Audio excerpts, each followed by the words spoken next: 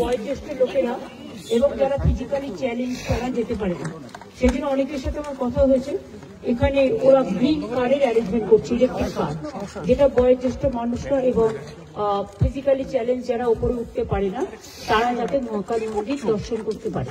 আর তাছাড়া আমার একটা উদ্দেশ্য আছে, আমরা একটা জগন্নাথ ধাম করেছি দীঘায়, আমরা দুর্গা অঙ্গন করছি রাজারহাটে, সেটাও গ্রাসরুট, সেটাও ট্রাস্ট তৈরি হয়ে গেছে এবং ওটা জমিও পাওয়া গেছে, চিহ্নিত করা হয়েছে, ওটা এখন টেন্ডারে দেওয়া হয়েছে।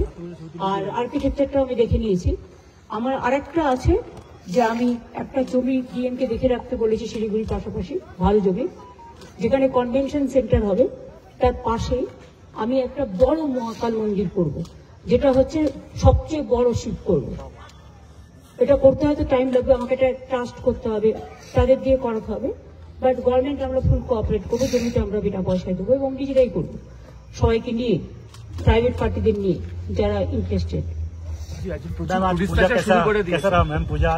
पूजा कैसा रहा और प्रे क्या किया मैम? पूजा बहुत बढ़िया हुआ और टूरिस्ट आने शुरू किया। मैंने बहुत सारे टूरिस्ट को मिला। पहले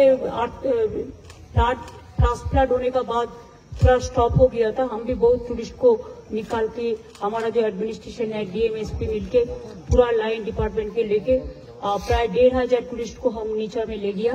बाद बाकी और भी बहुत सारे टूरिस्ट अभी आ रहे हैं, बहुत सारे टूरिस्ट को हम मिला भी। और अभी तो दोनों रास्ता खुला है, एक 3 धारिया और एक पंखाबाई, और रोहिणी हो जाएगा 15-20 दिन में। हम टूरिस्ट लोगों को आने के लिए रिक्वेस्ट करेंगे।